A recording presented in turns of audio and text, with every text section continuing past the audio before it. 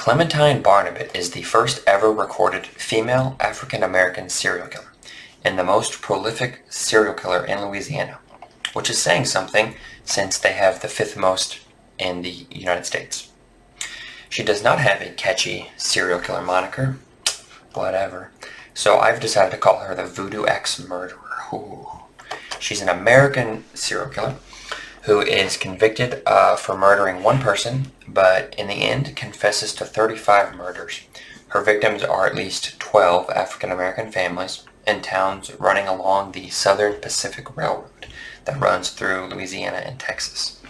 All of the murders occur after dark, and an axe is used to fracture the skulls of her victims. Yikes, sounds pretty terrible. And the blunt force trauma really reminds me of Yang's and Hai, the monster killer. I made a video about him not too long ago. You should check it out. Clementine's twisted story begins when her family moves to Lafayette, Louisiana in 1909 and has a very disturbing beginning, a quite baffling middle, and a super strange and chilling end. Even though Clementine ends up being convicted of one murder and confesses to 35 murders, the real questions are, did she do any of it? Did she act alone? Or was she just one murderer in a group known as the Human Five? Odd questions to ask, but I'll explain it all right here, right now. Hey there, I'm Misha. Welcome to All Things True Crime, or welcome back if you're a regular. If you enjoy this video, please like it so more people will see it, and then subscribe to my channel so you won't miss my next video. The subscribe button is right below the video. Then if you ding the bell, you will get notified the next time I upload. That's All Things True Crime. Let's dig in. So the story of Clementine Barnabet begins around 1894 in St. Martinville, Louisiana. Her mother is a stay-at-home mom and her father is a sharecropper.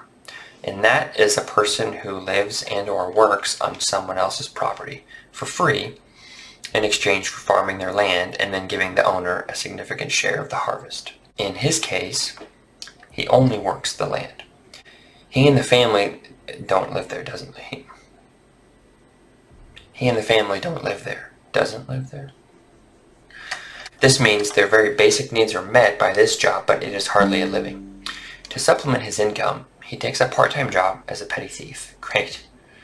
Nice. What a guy. His extracurriculars include engaging in multiple affairs on his wife throughout their marriage and beating on his kids. What a swell guy. Yikes.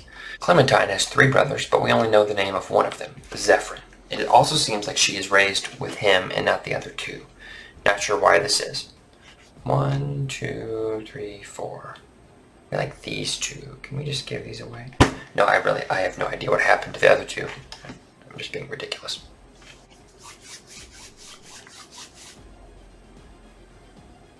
For unknown reasons, but presumably for work, the family moves to Lafayette in 1909.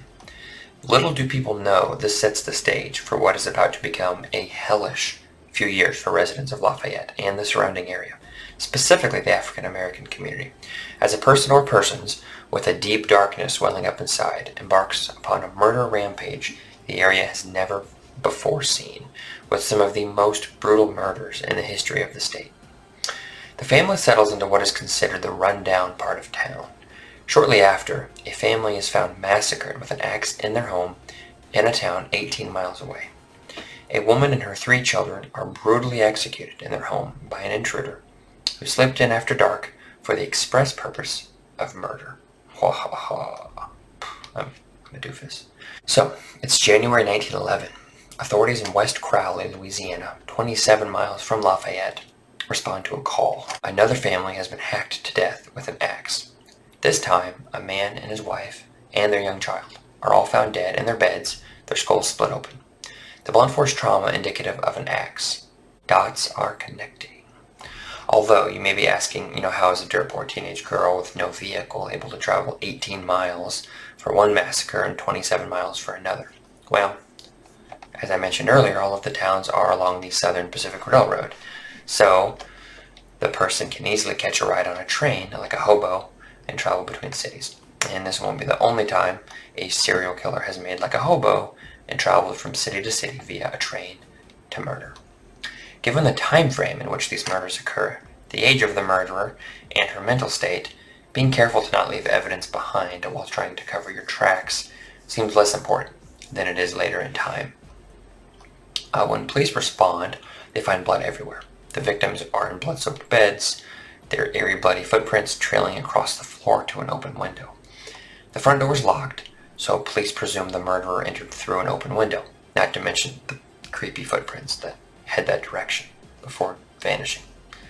Creepy. Even creepier yet, weirdly enough, super weird, a bucket of blood is found in the corner of the bedroom, and the bloody axe is resting at the head of the bed. I don't have words. A little over a month later, another similar incident 30 miles away. This time, a man, his wife, and their 2 children. Police finally start to connect the dots. At this point, for reasons not exactly understood, Clementine's father is arrested. Well, I guess I take that back. We do understand it, but one of his mistresses turns him in after a big fight. Wish this wasn't the only time I've heard that story. So after this huge fight, the mistress tells her friend he may have committed the most recent murders. As you can imagine, one thing becomes another, and he is arrested. Both Clementine and her brother testify against him, saying he came home in bloody clothes one night, and another saying he bragged about the murders to them. I don't really buy it, especially if Clementine is the murderer. Of course, if she is the murderer and she wants to cast doubt on herself, find a scapegoat. Mean, abusive Daddy-O, who was already arrested for the murders, is the perfect target. A few months later, while he sits in jail, another family is murdered in the same exact way. A man, his wife, their 4 children, and a nephew. Same exact MO. Clementine's father is eventually convicted of the one family's murders.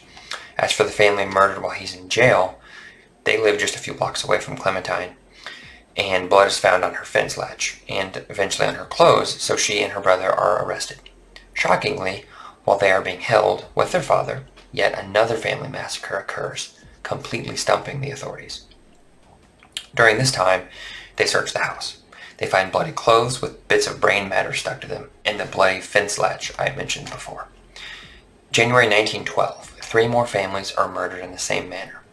The last family that's massacred, though, is where it all gets weird and begins spiraling apart, like it always does with these nutcases.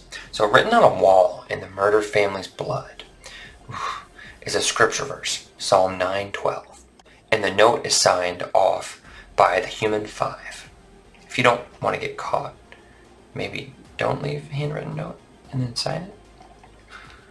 Are you nuts? Well, yes, you are nuts because you're a serial killer, but still. So this is a huge lead for investigators who trace this name, the human 5, back to the Church of Sacrifice, which is an occult that teaches that wealth can be obtained through human sacrifice. What a bunch of crap. A few months later, by April 1912, Clementine breaks down, just confesses to murdering 17 people right there. She confirms the human sacrifice teaching is correct. On the occult, they're saying that a priest or priestess even provided her with a charm bag that was meant to protect her from getting caught by the authorities while she pursued this human sacrifice in the name of the church. I thought it was in the name of wealth, but whatever, right? She eventually confesses to a total of 35 murders. Her story is very self-contradictory, but she nevertheless says she was involved in 35 murders. She says she decided to murder the children so as to have them avoid the pain of being orphans. Okay.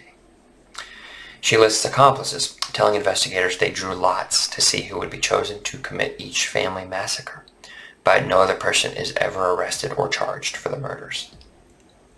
She is sentenced to life in prison at the young age of 19. In 1913, she escapes from the Louisiana penitentiary. She is caught later that same day and never tries to escape again. There is a very vague prison report that suggests Clementine receives a procedure while in prison. It is way before the time of lobotomies and them being a thing, so no clue really what they did to her. They just say that the procedure restored her to a normal condition, and after serving 10 years, they release her on good behavior, and no one ever sees or hears from her again. It's creepy. Sounds like someone who would haunt your dreams. If you enjoyed this video, please consider liking it and subscribing to this channel. Next week, we're going to learn about Campatamar Shinkaraya, known as the Campatamar Killer, or Canpatamar Killer. which apparently translates to one who hits under ear. His weapon of choice? A hammer. His motive? Pure pleasure. Is he nuts? Probably. He is responsible for at least 70 murders in and around Jaipur, Rajasthan between 1977 and 1978. I've heard the number could be as high as the triple digits. Catch all the details surrounding this hammer-wielding psycho next week, right here on All Things True Crime. It's truly chilling. Until next time, stay safe.